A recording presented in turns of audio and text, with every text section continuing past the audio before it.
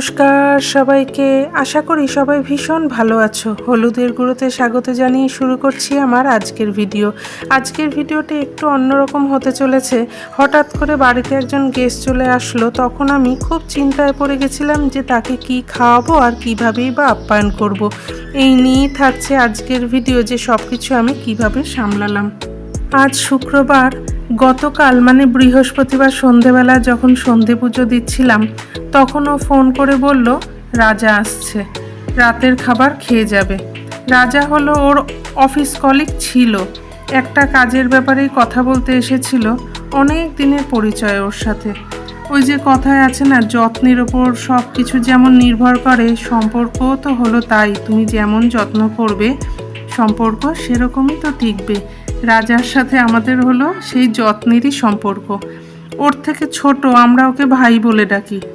ফ্রিজে ভাগ্যিস মাংস ছিল, তাই আজকে একদম রান্নাটা সব রান্না হালকা পাতলা করেই করলাম। যা গরম পড়েছে, একদম বেশি ঝাল মশলা খেতেই ইচ্ছে করছে না। তো যখনই শুনলাম যে রাজা আসছে, তাড়াতাড়ি করে পুজো দিয়ে রান্নাঘরে চলে আসলাম। সব কাটাকুটি হয়ে গেছে। মুসুরির ডাল ভালো করে ধুয়ে কুকারে নুন হলুদ কাঁচা লঙ্কা দিয়ে সেদ্ধ করে নেব।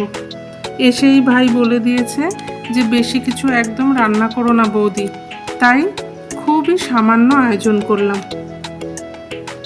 এবার মুসুরির ডালটাকে কুকারের ঢাকনা বন্ধ করে গ্যাসের মধ্যে বসিয়ে দেব। ডাল এদিকে সেদ্ধ হতে থাক, ওই দিকের গ্যাসে আমরা আলু ভাজা করে নিই। এদিকের গ্যাসে আলু ভাজার জন্য কড়াইয়ে তেল দিয়ে দিয়েছি। তেল গরম হলে ফোড়নে দিলাম কালো জিরে, আর অল্প একটু কারি পাতা ছিল সেটা দিয়ে দিলাম। কারি পাতা আমাকে কিনতে হয় না, আমার পাশের বাড়ির গাছের। এখন সন্ধে হয়ে গেছে তো, তাই আর গাছে হাত দিলাম না, যা ছিল তাই দিয়ে দিলাম। এবার আলুগুলো দেব। ফোড়নের থেকে ভালো একটু গন্ধ বেরোলে আলুগুলোকে এবার দিয়ে দেবো। আলুগুলোকে আমি একটু মোটা মোটা করেই কেটেছি। এই ভাজাটা আমার ছেলে খেতে খুব ভালোবাসে। ওই একটু কড়া করে ভাজবো, বেশি করে একটু তেল দিই, তারপরে একটু লাল লাল করে ভাজবো। ওর নাকি ফ্রেঞ্চ ফ্রাইয়ের মতো খেতে লাগে। এখন নুন দেবো না, নুন দিলে জল ছেড়ে দেবে। তাতে কি হবে বলো তো, আলুগুলো বেশি সেদ্ধ হয়ে গেলে না এই ভাজাটা খেতে ভালো লাগবে না। এখন এমনি চাপা ঢাকা দিয়ে দেবো। দিয়ে ওদিকে মাংসের জন্য যে পেঁয়াজ আদা রসুন কেটে রেখেছিলাম, পেঁয়াজটা দেব না, শুধু আদা রসুন আর লঙ্কা দিয়ে মিক্সারের মধ্যে একটা পেস্ট বানিয়ে নেব। রান্নাগুলো খুব তাড়াতাড়ি করব, কারণ ছেলেটা আবার খেয়ে বাড়ি যাবে তো, তাই একটু তাড়াতাড়ি করতে হবে। তাই আজকে একদম ঝটপট খুব তাড়াতাড়ি রান্নাগুলো সারবো। এদিকে আমার পেস্ট করাও হয়ে গেছে, দেখো।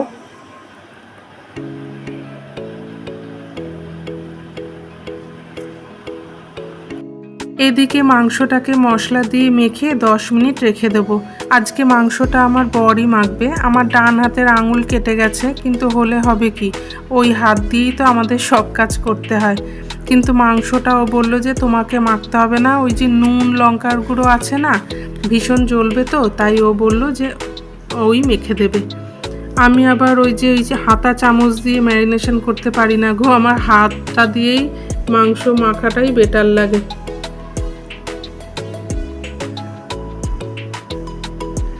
এই যে আঙুলটা কেটে গেছে।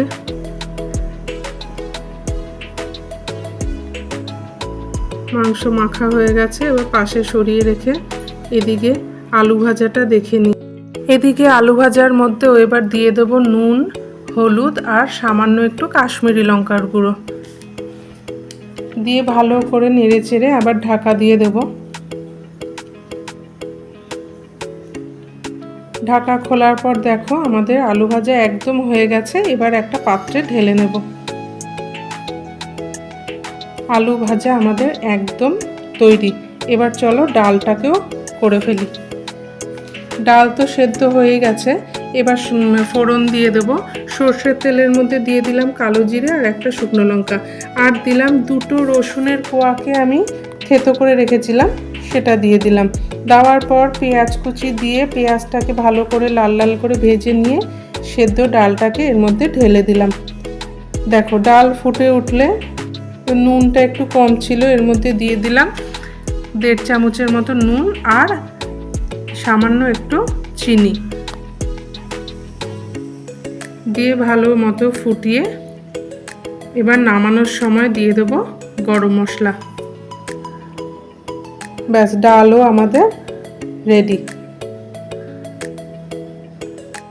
ডাল অন্য পাত্রে ঢেলে রেখে কড়াই ভালো মতো পরিষ্কার করে মাংস করার জন্য গ্যাসে বসিয়ে তাতে সর্ষের তেল দিয়ে ফোড়ন দিয়ে দিলাম।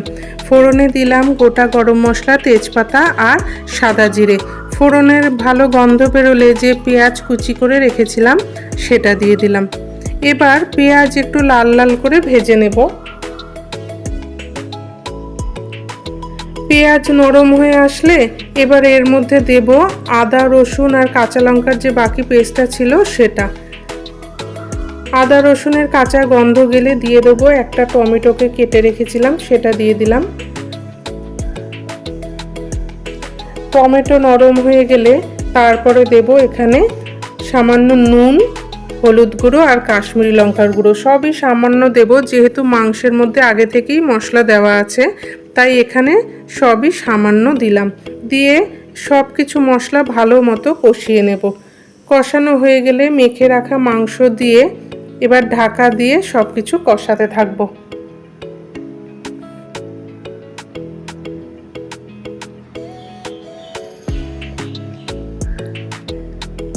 এবার ঢাকা দিয়ে দিলাম। এদিকে মাংস হতে থাক, ওদিকে গ্যাসে ভাতটাও বসিয়ে দিই। ভাত আর মাংস বসিয়ে এদিকে ইন্ডাকশনে চা করে নিলাম, ওদেরকেও ঘরে দিয়ে আসলাম। এই যে বলছি ঘরে যা, ঘরটা ঠান্ডা কিন্তু না, ওই আমি যেখানে আমার বাহনও তো সেখানে। সন্ধেবেলার এই সময়টা মানে এই যে চা খাওয়া এই সময়টা এটা একান্তই আমার সময়। ওদের দুজনের ফিরতে ফিরতে তো 9টা সাড়ে 9টা হয়। ও অফিস থেকে ফেরে 9টা সাড়ে 9টায়, আর বুবুও স্কুল করে কোচিং করে ফিরতে ফিরতে 8:30 9টা। তাই এই সময়টা একান্তই আমার। এই ধরো চা খেলাম, চা খেতে খেতে কোনো সময় মোবাইল ঘাঁটছি, কোনো সময় টিভি খুলে বসছি, এই নিজের মতো আর কি সময় কাটাই। আর এই যে আমার সাথে আমার সাথী দেখো কেমন করে দেখছে, মানে ওইদিকে আমি বিস্কুট খাচ্ছি তো ক্যামেরাটা রয়েছে ওর দিকে, ওর দেখতে অসুবিধা হচ্ছে। ওই দেখো সব সময়ের সাথী। এদিকে মাংসটা একবার দেখে নিই। মাংসটা আরেকবার নাড়াচাড়া করে ঢাকা দিয়ে দিলাম। ঢাকনা খুলে আবার একটু নাড়াচাড়া করে এবার এর মধ্যে দিয়ে দেব সামান্য একটু টক দই।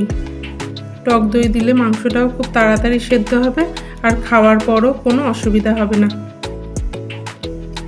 এবার এর মধ্যে দিয়ে দেবো 2টো চেরা কাঁচা লঙ্কা, দিয়ে কষাতে থাকবো। এবার আর কিছুই না, এবার বারবার করে মাংসটা ঢাকা একবার খুলে ঢাকা বন্ধ করে ওই কষিয়ে নিতে হবে। এবার এর মধ্যে দিয়ে দেবো আলু। আলুগুলোকে আমি আগে একটুখানি জলের মধ্যে ভাপিয়ে রেখেছিলাম, সেটা দিয়ে দিলাম। দিয়ে ভালো মতো কষিয়ে নেব। আলু দিয়ে মাংস ভালো মতো কষে গেছে। এবার এর মধ্যে দিয়ে দেবো গরম জল। গরম জল দিয়ে ঢাকা দিয়ে মাংসটাকে আবারও ভালো মতো কষিয়ে নেব।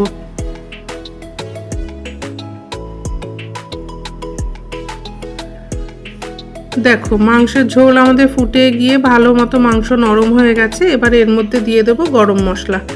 ব্যাস আমাদের মাংস তৈরি হয়ে গেছে। আমি তো প্রথমেই বললাম এত গরমে ভীষণই হালকাভাবে রান্না করব, একদমই রিচ করব না। মাংস আমাদের রেডি। এদিকেও ভাতটাকেও উপর দিয়ে দিলাম। সমস্ত রান্নাই আমাদের হয়ে গেল।